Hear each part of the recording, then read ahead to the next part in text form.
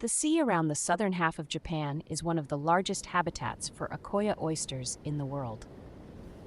Here, independent Japanese pearl growers have refined and developed Mikimoto's techniques over the past 100 years. Some of the most beautiful pearls on Earth is grown in this country, where attention to minute detail and aesthetics defines every action. Today, there are some 2,000 independent pearl growers harvesting pearls in the quiet waters of Japan. Large and small cultivators alike employ the same basic techniques necessary to grow these lustrous gems to perfection. The process 1B of Pearl 3 cultivation is painstaking and time-consuming, but the pearl growers and workers perform their life's work with patience 1C and dedication 1D. To diminish the risk of overexploitation and species extinction, a sizable amount of Japan's Akoya oysters are laboratory-bred in tanks. This method breeds hardy and healthy oysters, which will produce pearls known for their superior luster and color. Oyster breeders employ the most modern scientific methods of breeding and always select the highest quality nutrients to ensure healthy oysters.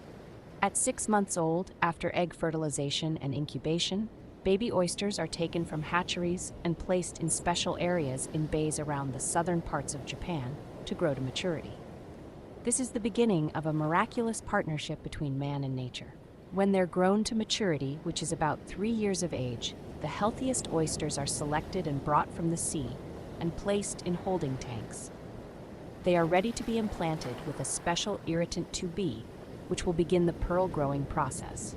First, their metabolism is slowed in an anesthetic bath so that they do not suffer trauma or shock during the implantation operation.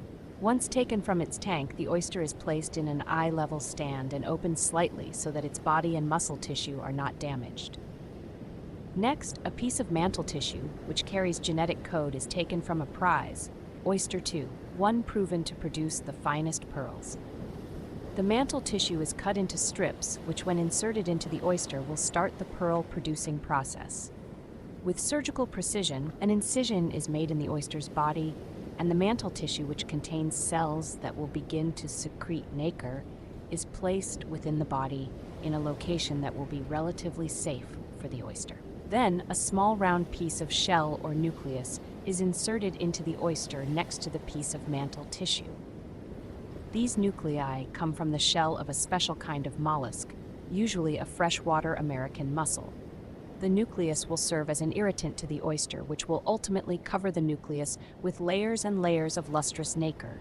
This painstaking operation requires a great deal of skill by the insertion technician, for one small mistake can result in the death of the oyster. Oysters which have undergone the successful insertion operation are weakened by the operation and must recuperate. They are quickly taken outside to rafts, where they rest for about a week. But not all oysters will survive this delicate surgery, and still others will reject the inserted nuclei altogether. Those that do survive are transferred to the main rafts in the bay.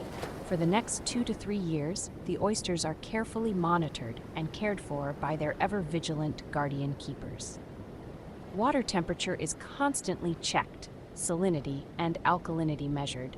In some cases, the oysters are removed from the sea every 10 days and cleaned of barnacles or parasites, which might interfere with their feeding and health. This meticulous care and nurturing of host oysters is necessary to produce the best pearls possible.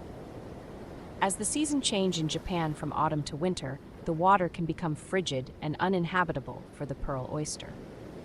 If the water temperature drops drastically, the oysters must immediately be moved to warmer areas. Throughout the spring, the Akoya oysters wrap layers of pearly nacre around their irritants.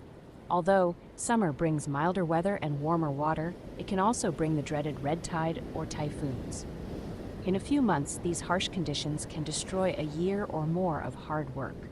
So, the pearl workers diligently guard their oysters against these potentially disastrous natural occurrences. After years of vigilance and care, Pearl Farmers 1 retrieve the oysters they have raised. In some cases, their diligence and dedication end in vain.